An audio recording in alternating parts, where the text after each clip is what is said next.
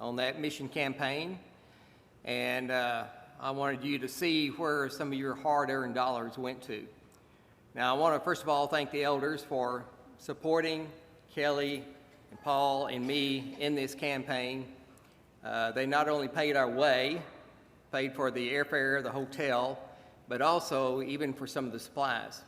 But I also want to thank some of the members here. They also helped to support because Rob, the director of the campaign, was constantly calling us up wanting more stuff. And so we kept having to get more and more. And some of the people here were very gracious in extending their pocketbooks for us. Now, the first thing I want to talk about is the island of Jamaica. Now, it is a tropical island. It's located in the northern Caribbean, 700 miles south of Miami, Florida. It's the third largest island in the region. It's about 150 miles long and between 22 and 51 miles wide. It is very mountainous, has 6 mountain ranges in this little island, and its highest point is 7,400 feet. It is the Blue Mountain Peak. And because it is a tropical island, there's 120 rivers on this island. The capital of this island is Kingston, and it is located right here on the southeast corner of Jamaica, right on the coastline. And it has the 14th highest crime rate in the world. Not a real good place to visit. In fact, we were told by travel officials that they have placed Jamaica on level 3. This is where you reconsider your travel plans. This is not a place to go visit. This is on the south side of the island, the whole south side. The north side is where all the resorts are, and that's where most people want to go, and that's the prettiest place. But the island has a population of about 2.84 million people. If you don't know, can't put that into a picture, it's the same size as the city of Chicago. If you don't know how to relate to that, Houston has 2.4 million people. The whole island of Jamaica has only 2.8 million. It's about 4,400 square miles. The main language is the English, if you want to call it that, but most of the population speaks Jamaican Creole called patois. And it's a mix of English and African forms of words. One lady down there told me it was I think they called it the native tongue. But really, it just sounds like really bad English. Do you remember how Charlie Brown's mama spoke? Wah, wah, wah, wah, wah, wah, wah. That's kind of what it sounds like. You know, I don't know how they came up with that language or how they even... I don't like computers. It always messes with me. I don't know how they even understand each other.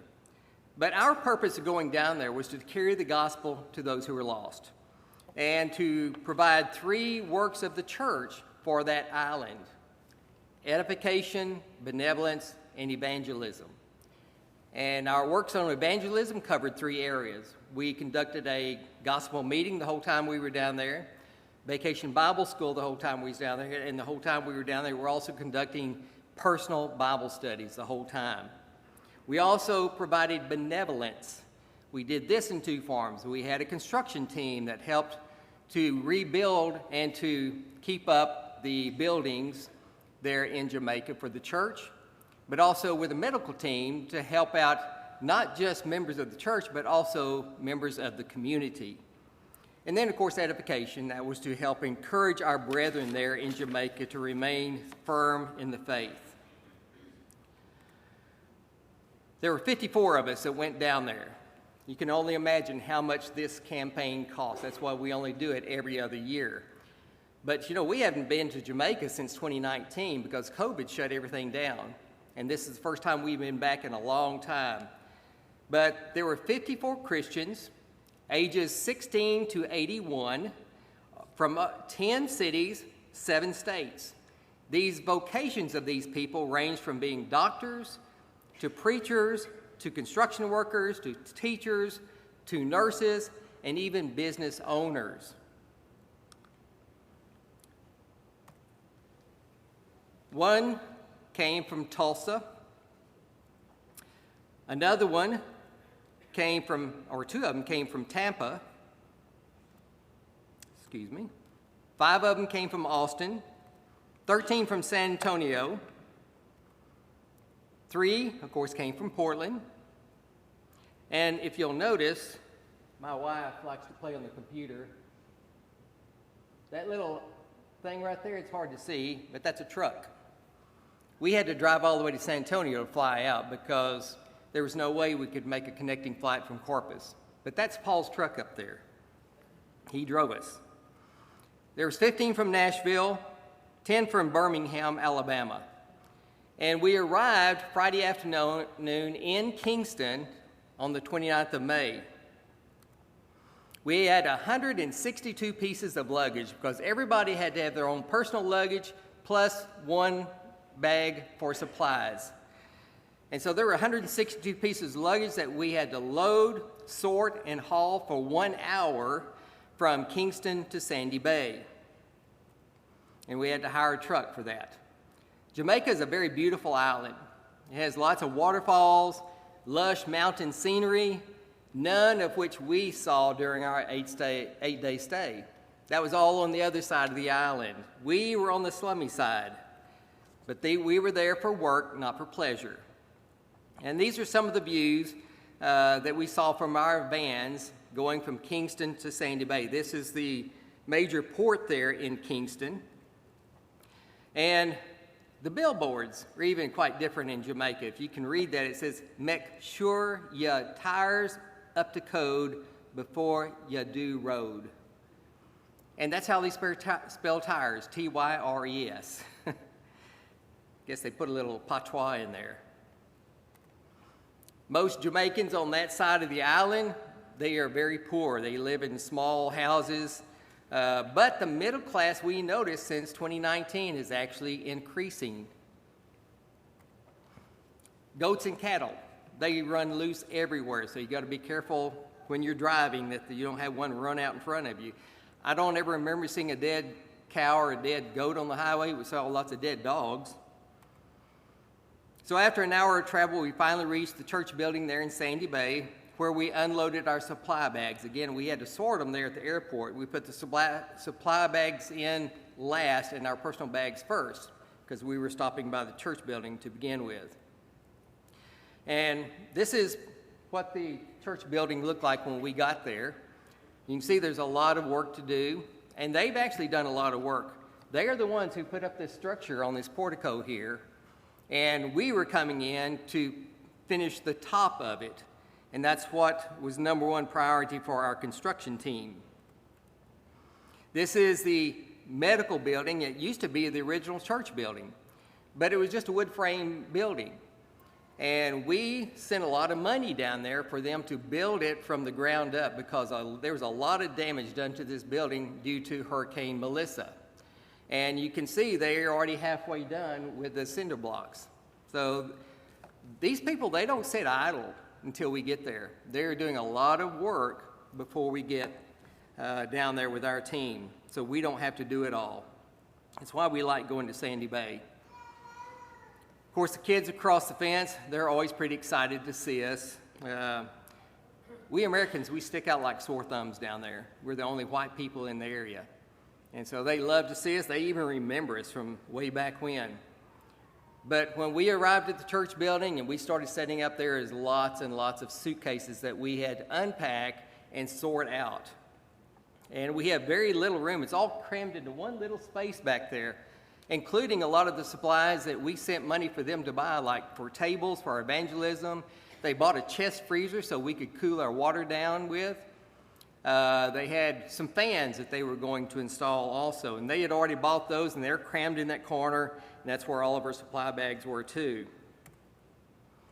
By supper time, Saturday evening, everybody is exhausted, and one of the reasons why is because most of us had to get up at 3 o'clock in the morning to catch our plane. But the work has just begun Saturday. It's barely even begun. For those who don't recognize who this man is, it's Jim Word. He's a preacher at Natalia Church of Christ. Many of you may know him, some of you may not. There was a Friday night tradition that we always abide by, and that's to eat jerk chicken from Murray's. It's a restaurant there on the island. They didn't serve just jerk chicken, they also had jerk pork, and they served sausage, and sometimes even fish. But it was very delicious, and the owner agreed to put us in the back 40, you might say, outside away from the building, because they were always playing this loud music and we couldn't even converse with one another. So they put us out there away from everybody else. But additionally, he said he would also set up the same thing for us the very next night if we wanted to pay for it. And so Rob gave us an option. If y'all want to eat at Murray's again, I need $1,000. That's an expensive meal in Jamaican money. That's only about $6.50 American money. But we all went for it. We like jerk chicken. This is the hotel where we stayed at. This is the first time we stayed in this hotel. It's called the Dynasty Hotel. It became our home for the next 8 days. And it's the best hotel we've ever stayed in on the island. It was nice. It's a little bit further away from the building than what we wanted, but they had all the accommodations that we needed for 54 people. Now, of course, nothing is perfect on that side of the island. Even this grand hotel here, sometimes the air conditioner was glitchy. Kelly and I started off downstairs in one room. It was nice and big and had a queen-size bed, but the air conditioner didn't work. So they moved us upstairs in this building to another room. It was a little bit smaller. Air conditioner worked great, but we had no hot water. But when you're down there in a tropical island, you've been sweating all day, cold shower is not that bad. We started Saturday morning with a good breakfast at the hotel. They served us breakfast and lunch at the hotel, and we had to provide our own supper. But it was always really good. And as with every day, we began Saturday with a devotional. Now, you'll notice that the first day, you don't see any Jamaicans there. That's because there weren't any. There may have been a few from the congregation, but we were about the only ones with the devotional. Afterwards, we had the first order of business of unloading these suitcases and organizing supplies. 2019 was our last trip to Sandy Bay, and all the cabinets and all the shelves were very disorganized. They need to find somebody down there who knows how to organize things, but there was in complete disarray. Everything was just crammed into the bookcases. You didn't know what you were looking for or where you could find it. But thankfully, we had some really good folks that knew something about organization. And so I just pretty much turned them loose. I said, here it is, do what you can. And they did an awesome job. Gary Whitaker, who is Rob's daddy, Rob is the director of the campaign, he was really good at organizing. He had a trash bag, and we were just dumping stuff in the trash bag because a lot of it was damaged, and it was not worth keeping. And those people just don't believe in throwing anything away. You see the bookshelf here. Most of that is old songbooks. Most of them were just falling apart. By the time we got through, there was like 3 different shelves full of songbooks. We wound up with about 3/4 of a shelf full of songbooks that we were able to keep. But there is a lot of water damage done because of Hurricane Melissa, and a lot of these things are just not usable. So we had to do some house cleaning. But these evangelism cabinets were slowly organized. Also, the medical team, they had to organize their supplies. Unfortunately, in the medical building, the water supply and the electricity were not working because of the hurricane. It was just non-existent. There were no workbenches for them. No workbenches, against the walls, no fans for them, and it was really hot down there. So the first order of business for the construction team was to get electricity to this building and get some fans set up for them so they could start setting up their tables. Now, we took a lot of over-the-counter medication with us. Rob asked for us to buy as much as we could. And so there was a process of having to count and package this over-the-counter medication, but because it was so hot in the medical building, they had to move to the main auditorium where we at least had some fans at that time. The construction crew, they had a lot of things to accomplish in a very short time, and one of this was erecting tents for the Vacation Bible School. And they had like 4 or 5 classes, so they had to have 4 or 5 different individual tents to set up, and they were just tarps on a pole. And you may recognize this guy, this monkey up in the rafters there. It's Paul Farr. There he is climbing along the rafters, trying to fix the electricity. And I have to say one thing about Paul. He is a worker and a half. There's not a lazy bone in that guy's body. In fact, every time I saw him, he's running instead of just walking. But he's like a monkey in the rafters there. Now, down there's a lot of kids that really don't have any father figures. And so they want to just be around us all the time, especially some of the men. And they want to help out in whatever way they can. So there were kids everywhere. And they just wanted to be a part of everything that we were doing. It's just typical kids. This is Kelly's Corner. This is a section that we kind of roped off with tables. And there was just a little corner back there, and that's where she kept her photography stuff, her cameras. This is also where all of our evangelism supplies were at. People would put their backpacks back there, and it was protected. Somebody's always in that corner because things do walk off. They grow legs in Jamaica. So we had to watch things at all times, and so that was Kelly's Corner. Breakfast and lunch were served at the Dynasty Hotel, and it was always very good. In fact, I think every meal they had 2 meats served to everybody. Sometimes it was chicken and fish, sometimes it was chicken and pork, and sometimes it was chicken and chicken. But there was always chicken. You can guarantee that in Jamaica. After lunch on Saturday, the evangelism team divided into 2 different groups. One group went to the marketplace in Maypen, and that's where a lot of people buy their supplies for the week. And so we went down there, and there's usually hundreds, if not thousands of people in that area. They just cramped. Good place to hand out flyers and invite people to the campaign. But we broke up into 2 groups this year because now they have a mall down there. And a lot of people go down there to the mall, a lot of them just to exchange money and to buy stuff there. And so I went with one group, and then Kelly went with the other group. Kelly went with the group to Maypen, and if you'll notice this bridge right here, very narrow. It's an old railroad bridge, and it's barely wide enough for 2 cars. But when you meet a truck on that thing, boy, it'll scare you half to death. In fact, the last time we were down there, I think, I was driving across the bridge, and I saw a truck coming. They don't wait on you. They just come on across, and it makes right in Jamaica. And I was having Kelly tell me, how close can I get to the edge of there without hitting the bridge? And she got me as close as I could, and that truck swiped my mirror off. He got so close to me. They didn't have that problem this time. They didn't meet any trucks, thankfully, but it's a very narrow bridge. I hated driving across that thing. Bobby Burris and Walter Teague, they took advantage of the large crowd there at Maypen at the marketplace. And then me and Rob Whitaker and Brother Richie from Glencoe Church of Christ, where Rob worships at, we went in another group, and we went to the mall to hand out flyers and invite people to our campaign. We ended up on Saturday having a devotional. We always have something going on, some type of religious thing. Every morning we have a devotional. And of course, we don't have devotionals in the evening because that's when our gospel meeting took place. But since it was not going just yet, we had a devotional. Sutton Spence, who is one of our doctors, he gave that devotional and did a great job. Sunday comes around. It's time for worship. Sunday morning Bible classes were offered to all ages.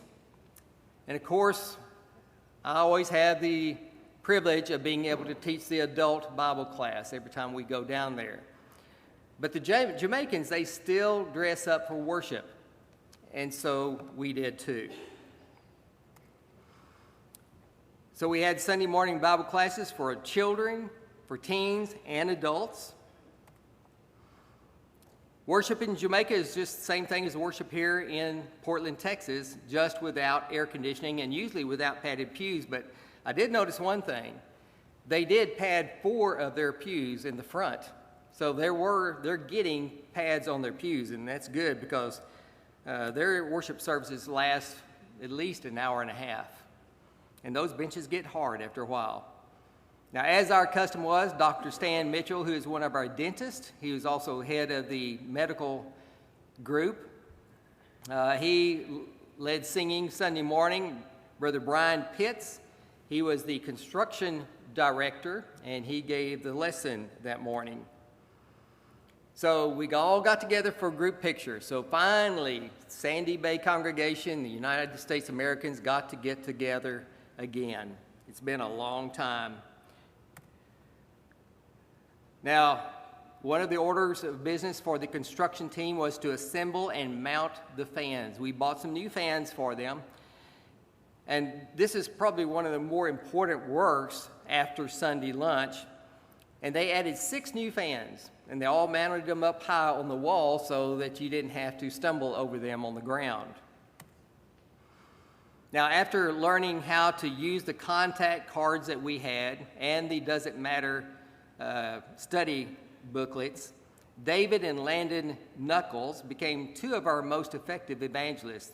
It was a father and a son, and they worked awesome together. In fact, here's a picture of them with 3 new friends that they made. These ladies, 3 ladies, are our first converts that we made, and they were all converted on Tuesday.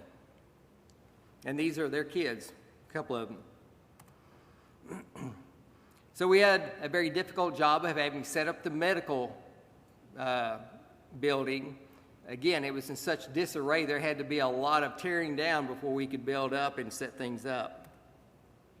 But because of the damage to the building, the medical team really got a late start on Sunday. They usually start almost right after worship, and they see to the medical needs of the brethren first.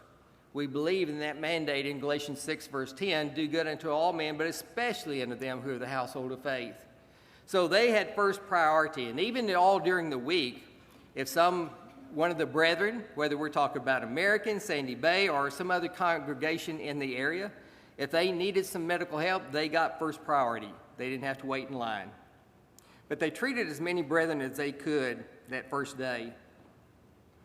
Dr. Danny here, he's from the Sandy Bay congregation, and he was there to help out. And I am happy to report that there were very few American visits to the clinic.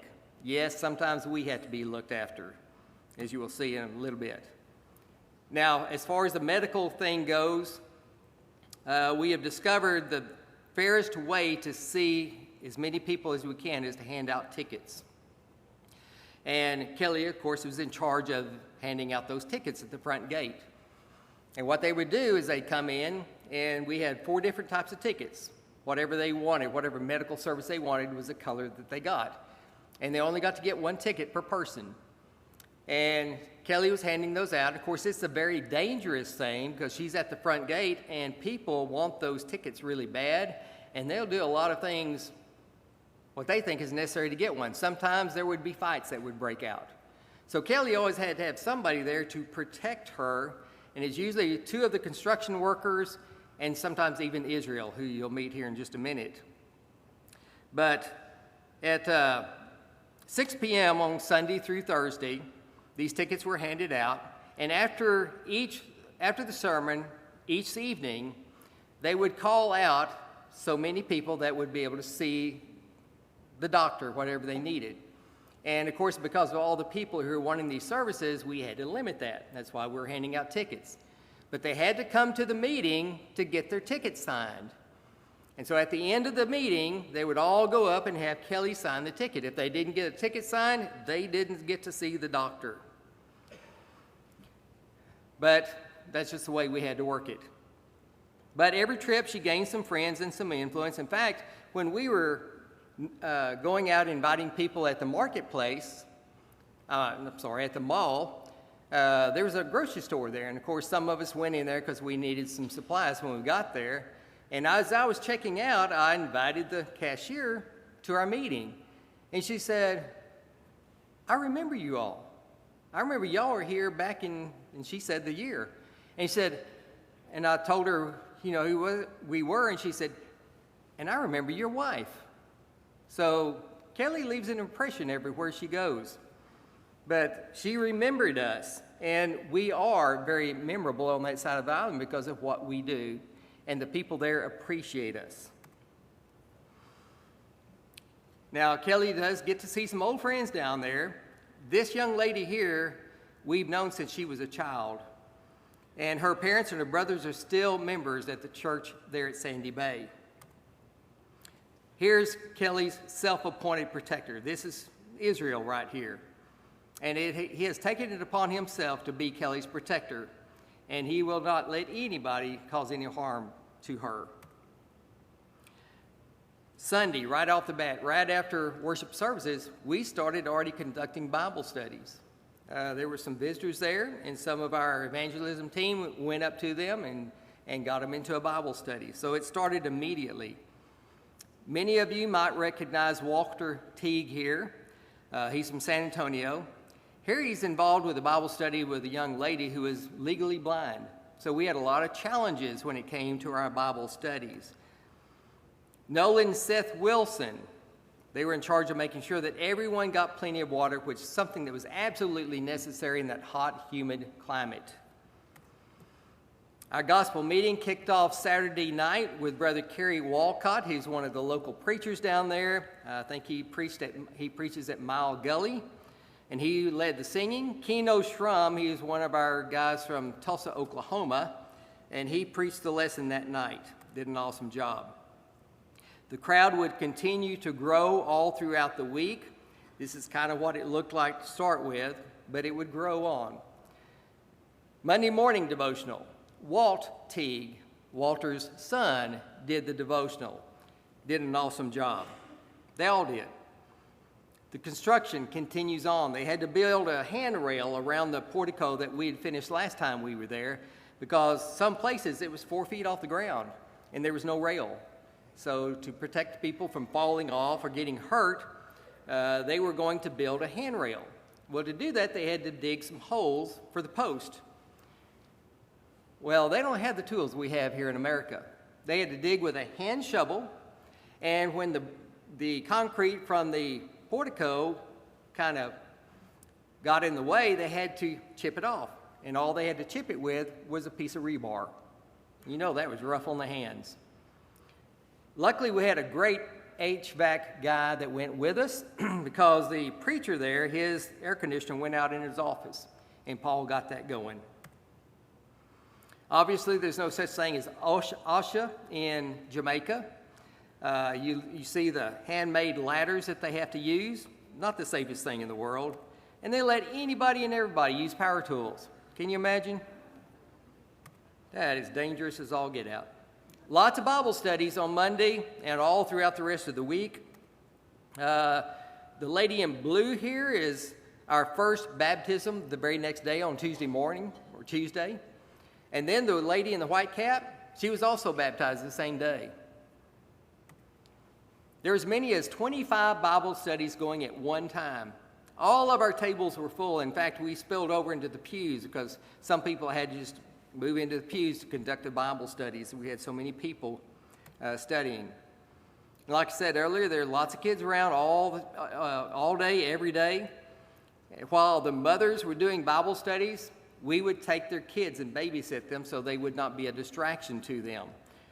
And of course, that was a great hardship on my wife because, you know, she doesn't like babies. But even some of the construction crew got in on the game. Even yours truly got to hold a kid every now and then. We used the medical waiting area as a means of prospecting Bible studies. That was one of the main reasons we started taking a medical team down there. It was because the people flock to us because they want medical help. Well, we go out in the waiting area, us evangelists, and we go out there and we try to get them involved in a Bible study. And it's a lot easier than you think. Sometimes you just chat with them a little bit, introduce yourself, get to know them a little bit, and see if they're interested in doing a Bible study while they wait for the doctor to see them. And that's how we get so many. We bring them to us rather than us having to go out into the neighborhoods to get them because like I say, it's not a very safe area in that part of Jamaica. Our dentists, we had 3 of them this time. Stan Mitchell, he is the director of the medical group. Otisha Hill and Wendell Thompson. Now, their scrubs don't stay that neat and clean all throughout the week. I mean, it's a nasty job when you have to pull so many teeth. Our dental team worked very long, hard hours in very primitive conditions and on some very difficult cases. Now, while the medical care has become more readily accessible and cheaper in Jamaica, the dental care has not. Most patients needed multiple teeth to be removed. In fact, I think one patient had 4 teeth removed. And some of them, it took hours for it to happen because their teeth had rotted and they were brittle and they'd crack and they'd break trying to get them out. Now, our medical team included Sutton and Kristen Spence. When we first started going to Jamaica, Sutton was not married. And Sutton is a nurse practitioner. Kristen is a metabolic dietitian. But when she's in Jamaica, she is a dental hygienist. She is the daughter of Stan Mitchell, who is one of the dentists. Now, this lady right here, we've known her for quite some time. She was converted when we were in Brownstown. I just hit something. When we were in Brownstown in 2008. So it's always good to know that some of the people that we convert are still faithful in attending on a regular basis. Now, it may not have been pretty the way we set up the medical building, but we did have a well-stocked pharmacy. These are all of the medications that we brought with us, these over-the-counter medications. And this is just a small sample of them. Here's all the sterilized dental tools they had to use and the lady that did the sterilizing. My wife went and made a new friend, as she always does, with this photo here. Everyone calls him Captain. In fact, that was his caption on his cap there. He called himself Captain. And he actually became Kelly's stalker. He brought her fruit every day, even gave her his real name and phone number. Now, it might sound suspicious, but he was actually harmless. In fact, he was a lot of help to us, even though he was not a member of the church. He voluntarily decided he was going to clean the grounds for us, and he would go out there and pick up trash, and he'd rake the grounds and keep everything just spotless. So we count him as one of the many interesting and good friends that we met in Jamaica. Vacation Bible School began Monday evening. Each child received a T-shirt. We took a bunch of T-shirts down there with us for the kids. And sometimes, some of them even got 2 T-shirts because we took so many with us and we didn't have as many on Vacation Bible School as what we normally have. So some, if they wanted them, they got 2 shirts. We had 4 Vacation Bible School groups. We had the 4 to 6 years old. This is the 7 to 9-year-old group. Our classes started off small to start with, but by the end of the class period, they almost doubled in number because Jamaicans don't really have a concept of being on time. They're late for everything. I think they'd be late for their own funerals. This is the 10 to 12 age group. They went from 4 students to 10 by the end of the class. The teen class, they grew throughout the week. This right here is Brother Oliver Bembridge. We support him, and he led singing for us Monday night. Again, all the congregations down there support one another. It's not like us here in the United States now where we can't get any of our neighboring congregations to come to our meetings. But they are very supportive of one another down there. This is Rob Whitaker. He is the director of the campaign. He was my classmate in Bible and preaching school, and he preached Monday, Tuesday, Wednesday, and Thursday nights. As always, the crowd was not fantastic to begin with, but by the time Rob ended his sermon, we had a pretty good number. And so it went from this right here at the beginning of the sermon to this, and then to this. Now, it's hard to really see how large the crowd really is because there's a lot of people in the back, as most people do like to sit in the back. And then some were even outside because it was hot. They don't have air conditioning. And so they would stand outside and they'd stand by the windows and listen in. So it was really hard to get a count. But our final count on Monday was not bad, 151 people. This is Tuesday. Now, the work in all areas of our campaign continued all throughout the rest of the week, and every morning began with our devotional. And as the week grew on, more and more of the Jamaicans would join us for that devotional. By Thursday, we had a pretty good crowd. The building was almost full. So that was good. They were willing and wanting to hear good Bible sermons. Many of you may recognize this couple right here. This is Steve and Corey Wilson. They're videoing their son who's giving a devotional. That was Nolan. And, of course, they used to be members here, so many people are familiar with them. But they were a great asset to the team, and I hope they continue to come back every year. Shashima Cornwall was our first convert. She was baptized on Tuesday. She was followed almost immediately by Shelly Ann Reed. And before Rob could even get out of the baptistry and get dried off, Maxine Cornwall wanted to be baptized. She happens to be Shashima's stepmother and Shelly's best friend. So we baptized Maxine's her grandson also on Thursday. Her husband was baptized on the Sunday after we left.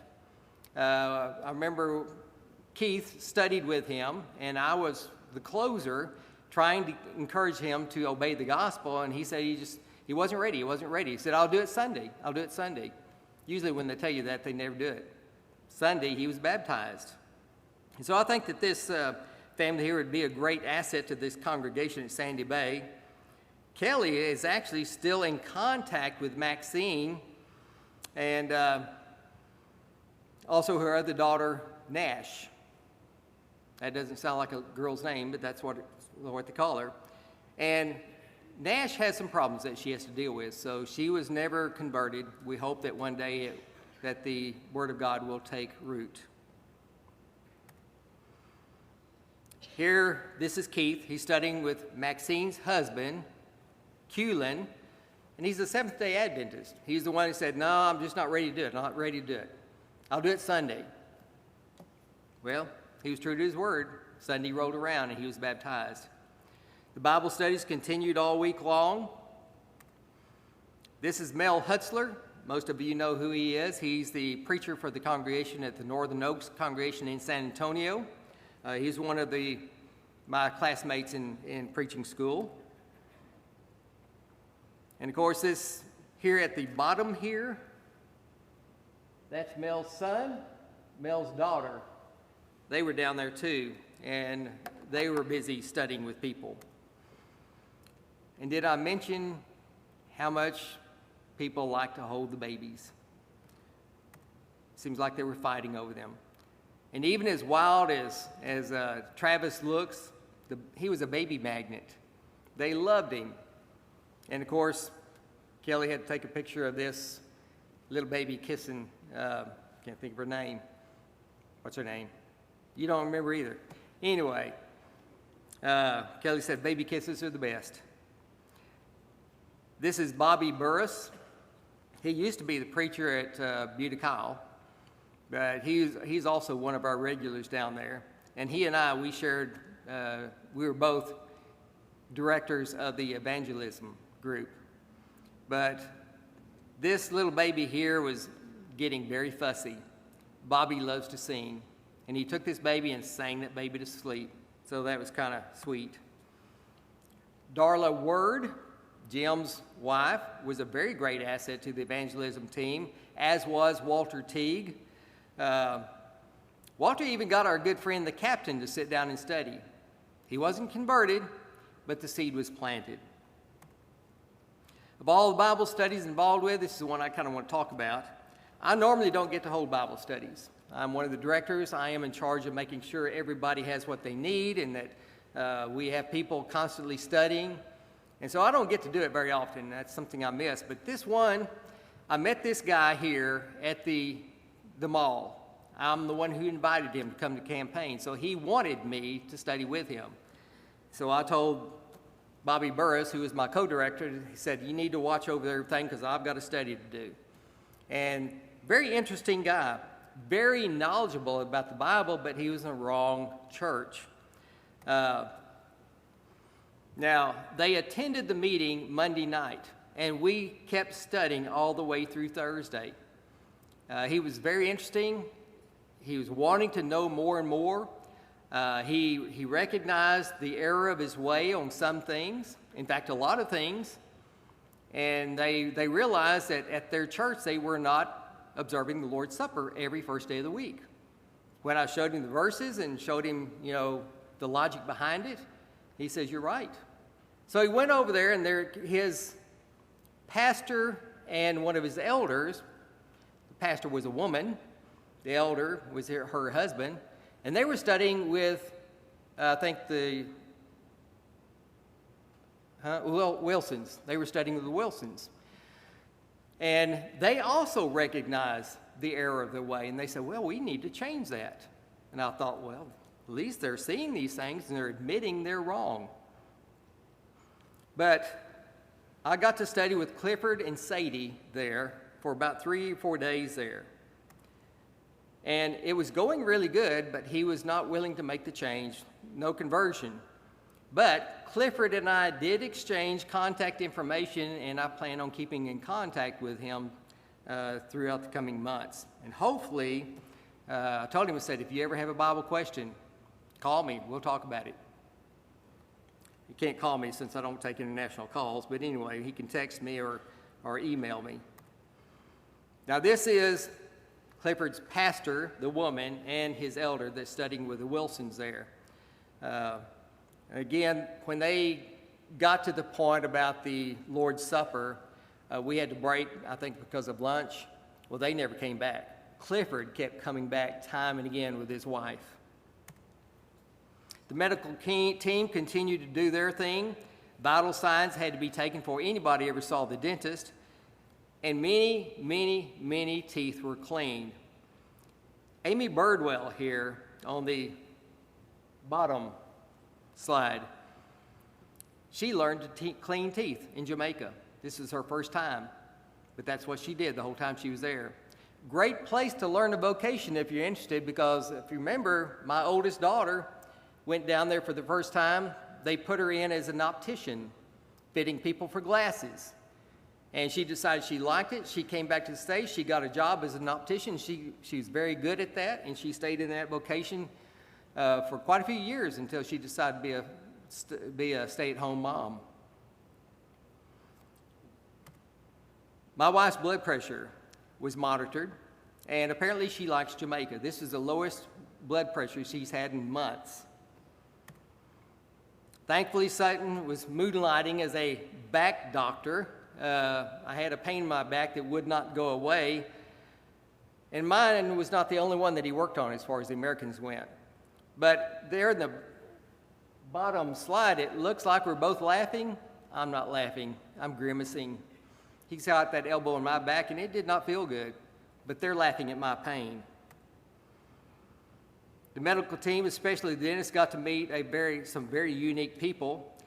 This young man here, he desperately needed some dental work, but no amount of coddling or begging or even a big dose of Benadryl was going to convince him to open his mouth for the doctor.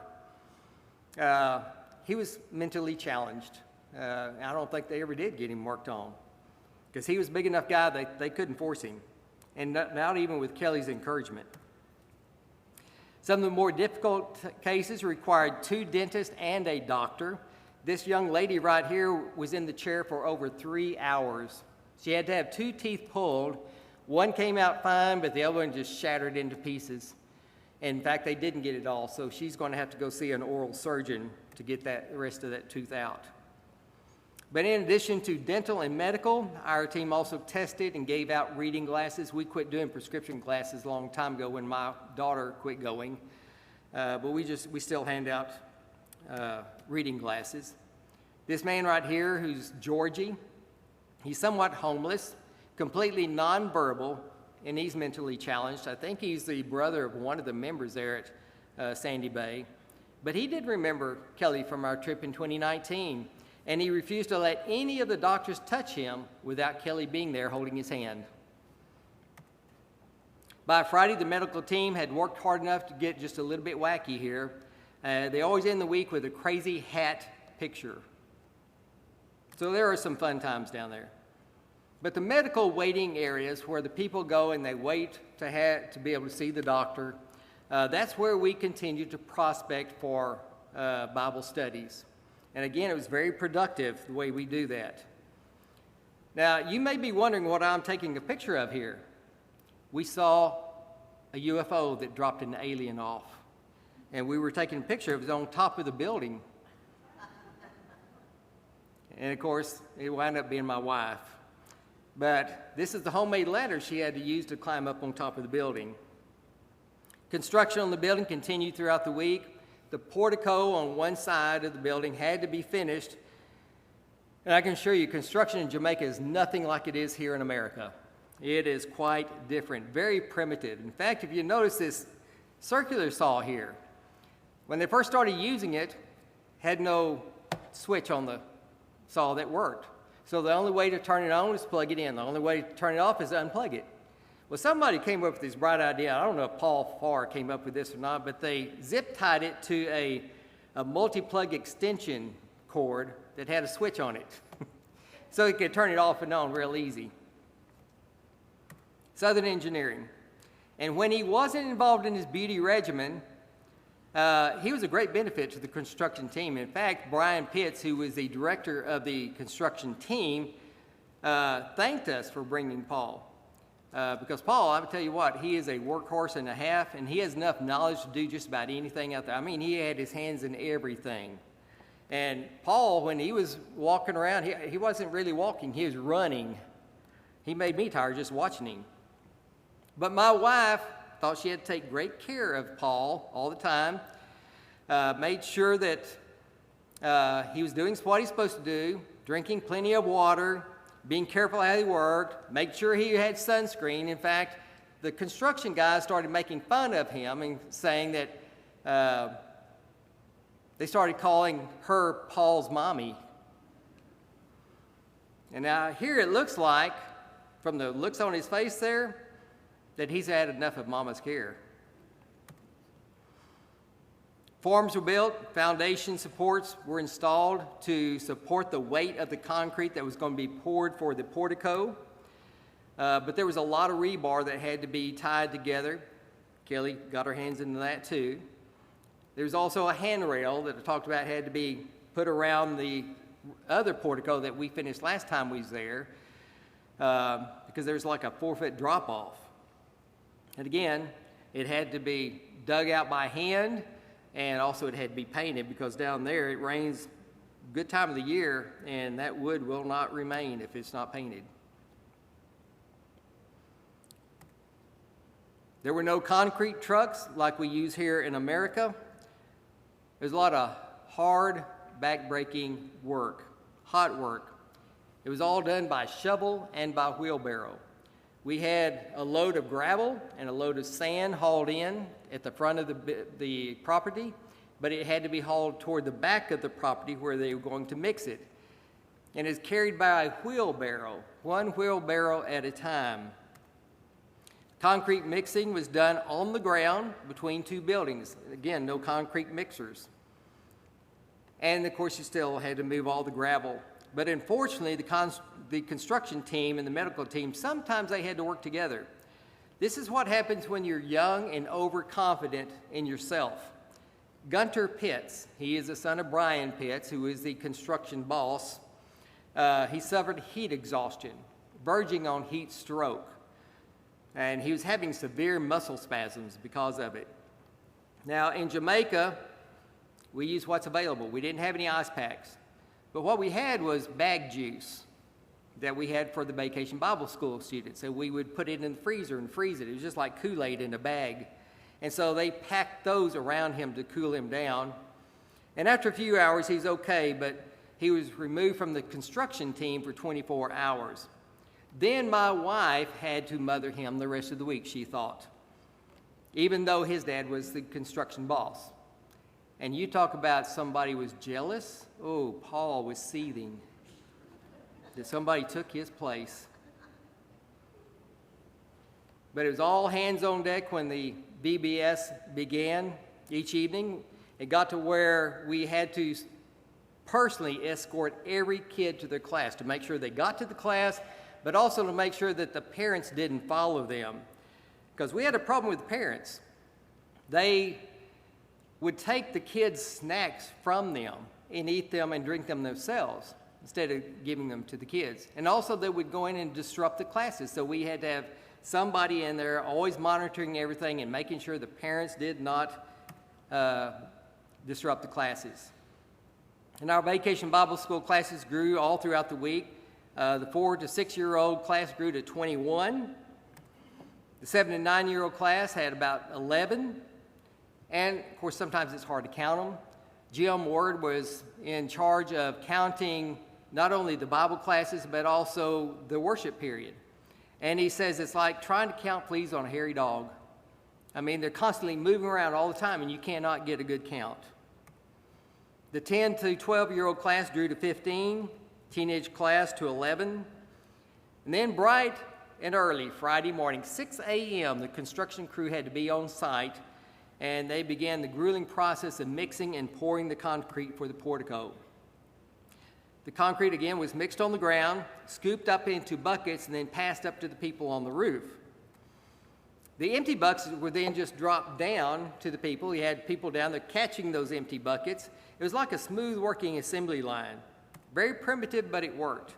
Once on the roof, the buckets were then poured into a wheelbarrow, mixed again, and then taken to wherever, poured out where they needed to put it into the forms. Then the concrete was leveled and smoothed out with a 2x4. But since the construction team had to start so early in the morning, Jared Whitaker, Rob's son, was supposed to do the devotional that morning, and he had to quit in the middle of his work, put on a clean shirt, brush all the concrete out of his hair that he could, and give the devotional. And he did a great job. As you can see there, he's still got concrete all over his pants. At 1 p.m., the job was finally finished. And so the construction team, they were ready to go back to the hotel, get a good shower, get cleaned up, and go get some lunch at Popeyes. There was a Popeyes down there. But they all survived, and this is them at the end of the trip. This is right before we boarded the plane. Everybody took a group picture at the beach there. By Friday evening, the construction team had assembled, installed fans in the auditorium, assembled tables for Bible studies, hooked up electricity and set up the medical building, set up and taken down all the VBS tents as well as the medical waiting area, built and painted handrails on 2 porticos and 3 of the steps, constructed an L-shaped portico complete with electrical lines for lights, and Brother Paul, he fixed Brother Duncan's air conditioner in the office. By Friday evening, the evangelism team had conducted 121 Bible studies. 52 of them were finished. 69 were unfinished because a lot of times we'd have to break for lunch or they would be called out to the medical and then they never came back. But we had 7 baptisms. 1 more was baptized Sunday. There's Culin. And another wants to be baptized as soon as possible. But she was going to that night, the night we left, but her daughter was in a very severe wreck and she had to be with her.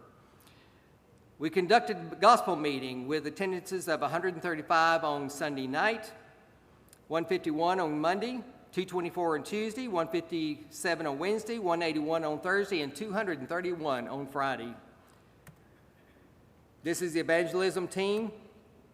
By Friday evening, the VBS team had set up and prepared for and taught 5 days of vacation Bible schools, wrangling over 50 children and a few of their parents. They joined the evangelism team when they were not conducting Bible class for vacation Bible school. So they were part of the evangelism team holding personal Bible studies. By Friday evening, the medical team had performed over 95 medical exams, not counting the Americans, saw 95 patients for dental extractions, about 180 teeth taken out. Kelly says she has a picture if you want to see it. Pretty grueling. Saw 99 patients for dental cleaning, did approximately 100 eye exams for reading glasses, treated 1 American for heat exhaustion, 3 for concrete burns on their bellies because they had some type of a caustic chemical for a binding agent. And some of these young folks didn't have a whole lot of sense to keep that concrete off of them. They would wipe their hands off and they'd wash their hands in the water with that stuff on there, and they had severe burns from their bellies and all over their arms. It looked horrible. They also treated several Americans for backaches. I'm not going to mention who they were. But just to finish up, did I say that the Americans like to hold Jamaican babies? We had a very successful campaign, and I appreciate everybody for helping support that. Again, our purpose was to spread the gospel, and I think we did an effective job. It's a never-ending job. Same thing as here. But as with the Jamaicans down there, we also try to present the gospel here. And we also want to give you the opportunity. If you never obeyed the gospel, now's the time to do it. There's no reason to put it off. And maybe you're a Christian and yet you have not been faithful as you should. You need to rededicate your life, whatever it may be. If we can help you with that this evening, won't you let your needs be known while together we stand.